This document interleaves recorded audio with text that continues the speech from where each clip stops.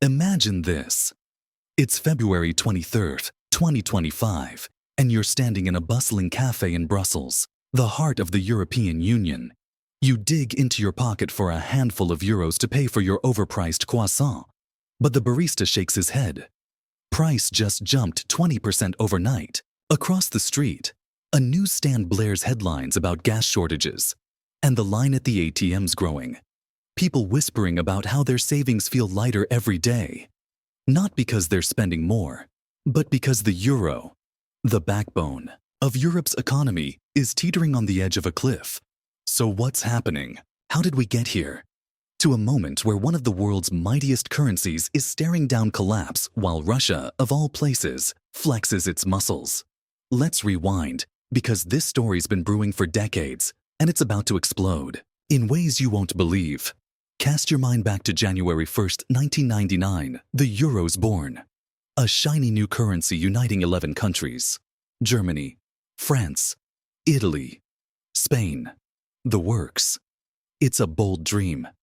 A united Europe stepping onto the global stage to rival the US dollar. Picture it.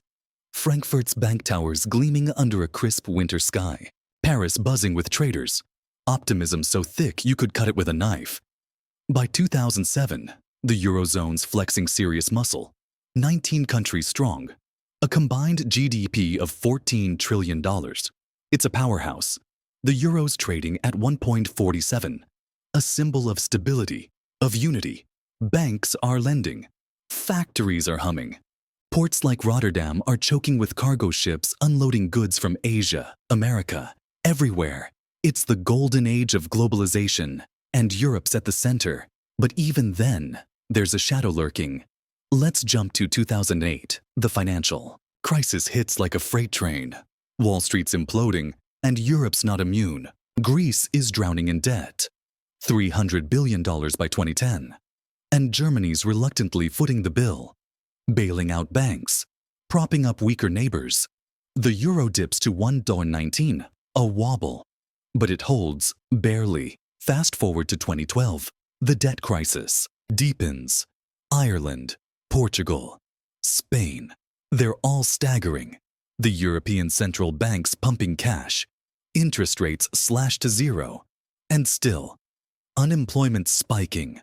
25% in Spain, 20% in Greece. Yet the euro survives, clawing back to 1.30 by 2014. It's resilient, or so we thought. Now let's paint a bigger picture. Europe's not just a market, it's a machine. Germany's churning out cars. $400 billion in exports a year. France has got luxury goods. Italy's got fashion. But there's a catch. This machine runs on energy, cheap energy. And for decades, that's meant Russia. By 2021, 40% of the EU's gas, 155 billion cubic meters, flows from Russian pipelines like Nord Stream. It's a deal too good to pass up. Dirt cheap at $20 per megawatt hour. So Europe builds its economy around it. Factories, homes, power, plants, all hooked on that Eastern lifeline. But here's the kicker. Rely on a rival, and you're handing them a loaded gun. Let's jump to February 24th, 2022. Russia invades Ukraine, and that gun goes off. Putin's tanks roll in, and Europe's caught flat-footed. Sanctions slam down. Russia's cut from SWIFT. Oil imports targeted. But energy's the real battleground. Gas prices triple overnight to $60 per megawatt hour. Nord Stream flows slow. Then stop entirely when saboteurs blow it up in September. 22. Europe scrambles. US LNG tankers dock with 30 billion cubic meters. Qatar chips in 20 billion. But it's not enough. They're short 100 billion cubic meters a year. Inflation creeps up. 4% in 22, 6% in 23. And the euro's slipping. 1.07 by January 2024. Still standing, but shaky. So what's changed by 2025? Everything. Russia's not just holding ground. They're winning. Let's set the scene. December 2024. Donetsk falls. Ukraine's industrial east. Coal, steel, grain. Locks under Russian control. 8 million tons of coal a year. 5 million tons of steel, once feeding Europe, now rerouted to China, India. Putin's not stopping. January 8th, 2025. Moscow crows about strategic victory, and they're eyeing Kharkiv, Ukraine's second city. Another 10% of Europe's grain and steel at stake. Energy's the real chokehold. Gas prices hit $180 per megawatt hour this month, 300% above pre-war levels. Storage tanks are at 55%, lowest since 2018. Winter's biting, and Europe's bleeding. Picture this. Munich streets, dark and quiet. Siemens halts production lines. Workers sent home. German households shelling out $5,000 a year on utilities, up from $800 in 2021. Italy's got riots. 10,000 in Milan last week. Smashing windows over $1,000 heating bills. France is capping thermostats at 19 degrees. Spain's rolling blackouts. It's chaos, and the euro's feeling every blow. Let's hit the numbers. Today, February 23rd, it's at 0.91, down 15% from 1.07 a year ago. Parity with the dollar's not a question of if, but when. Inflation's screaming at 9.2%, highest since the euro's birth. ECB's jacking rates to 4.5%, trying to tame it. But growth's tanking.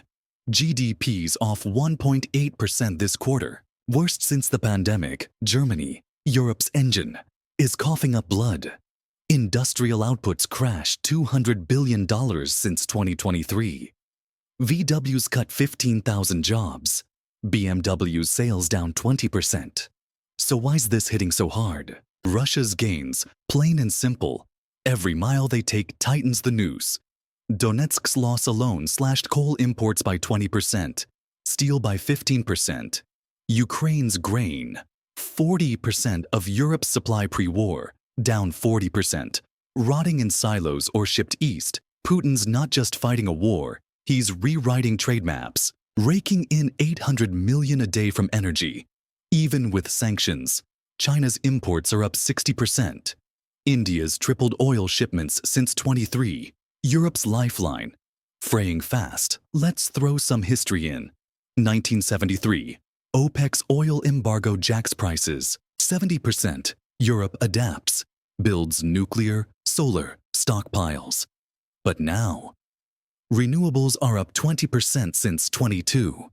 200 gigawatts of wind and solar. But it's peanuts. 80% of energy's still fossil, and Russia's got the tap. So, what's the EU doing? Scrambling. ECB's out of tricks. Negative rates are gone. 4.5% isn't enough. Governments are rationing. Germany's begging Norway for gas. 10 billion cubic meters extra this year. But it's a drop in the bucket. Let's linger here. The euro's not just money, it's pride, unity, and it's cracking. Markets are jittery. 1.2 trillion in value wiped out since 2023. Banks like Deutsche are down 12% this month. Credit Suisse, 15%. And ex-posts are buzzing. February 12th, traders cheer a euro rally to 0.95 on US-Russia talks. But it's short-lived. Russia's winning. Why negotiate? Rewind to 2014. Crimea falls. Europe sanctions. But gas keeps flowing. 2022, full invasion. Same story. Sanctions tighten. Yet Russia pivots now. 2025. They're not pivoting. They're dominating. Let's paint it. Rotterdam's port. Europe's energy hub. Tanker arrivals down 30%. Shelves emptying in Warsaw. Car plants idling in Stuttgart. Putin's boasting on state TV. February 15th. Europe's sanctions hurt them more. And he's right. Eurozone's exports. $2.5 trillion pre-war. Down 10%. Imports costlier as the euro sinks. Every euro buys less.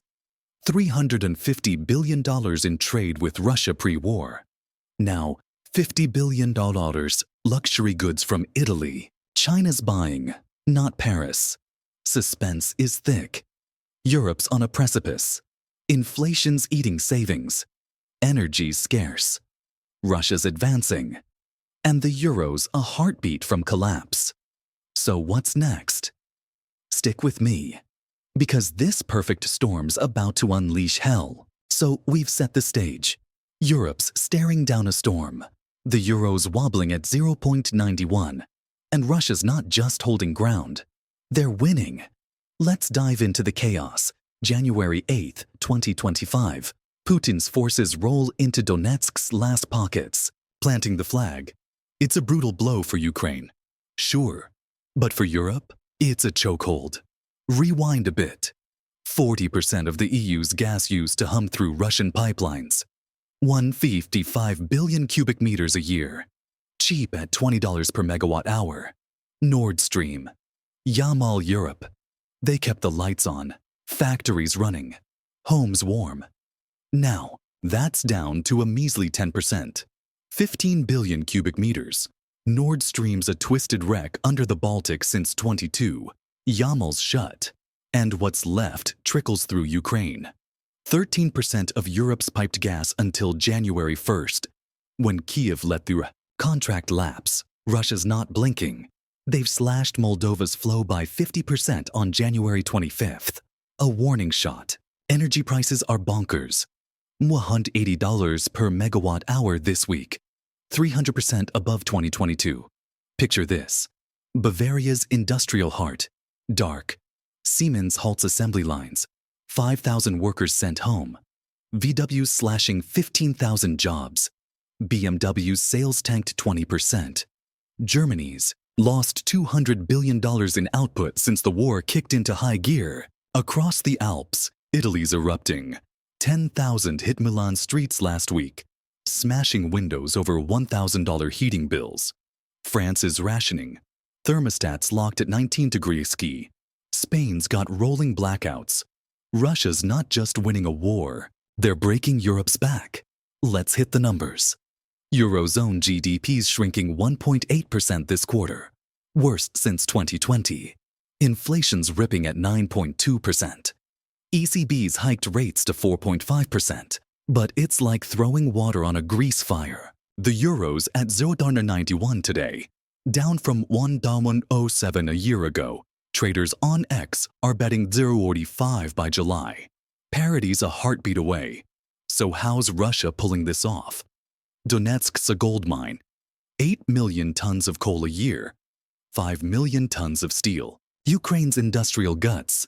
Now it's feeding China, not Europe.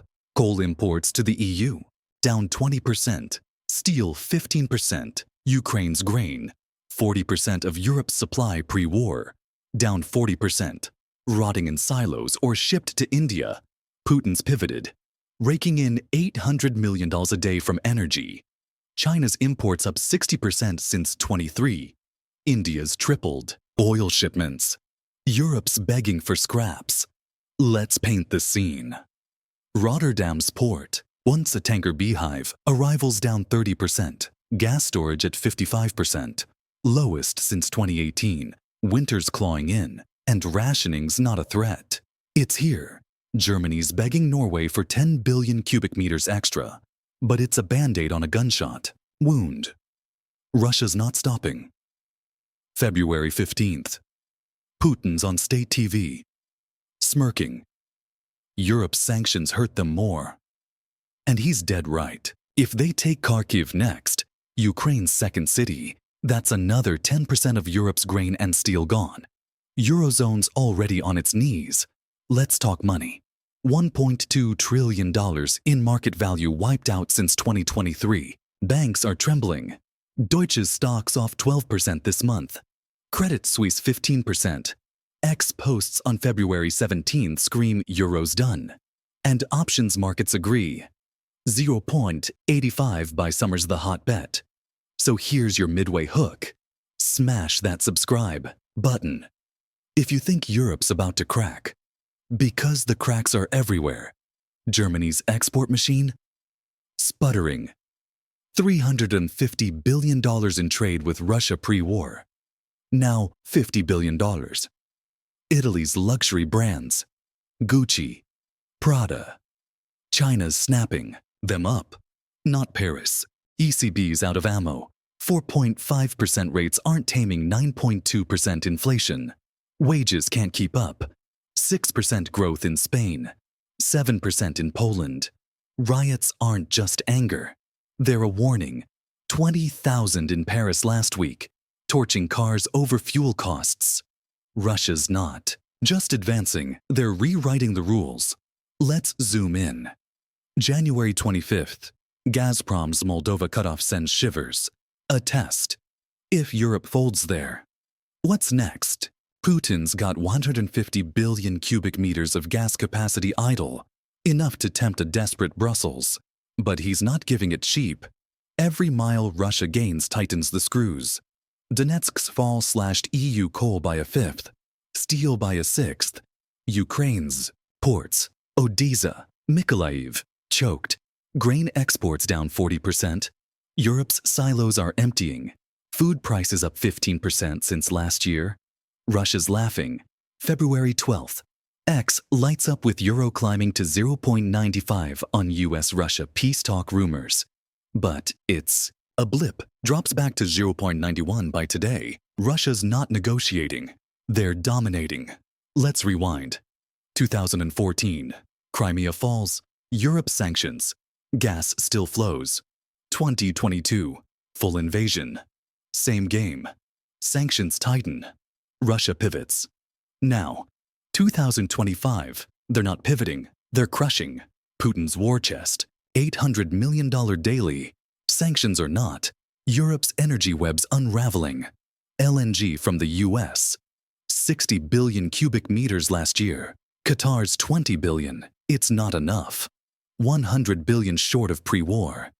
Factories are idling. BASF's chemical plants in Ludwigshafen, 30% capacity. Jobs bleeding. Italy's unemployment's 10%. Spain's 12%. Social fabrics fraying. Russia's checkmate isn't tanks. It's pipelines. Markets know it. Euro's bleeding. $0.91 today.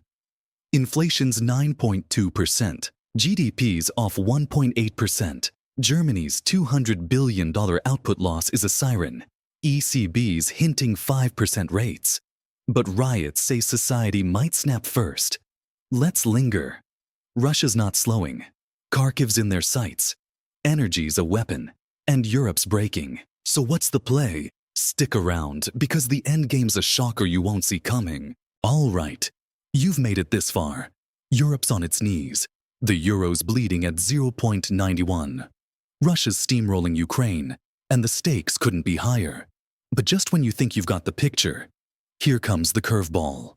February 2025. Bloomberg drops a leak that's got everyone buzzing. Secret EU-Russia talks, whispers of a deal.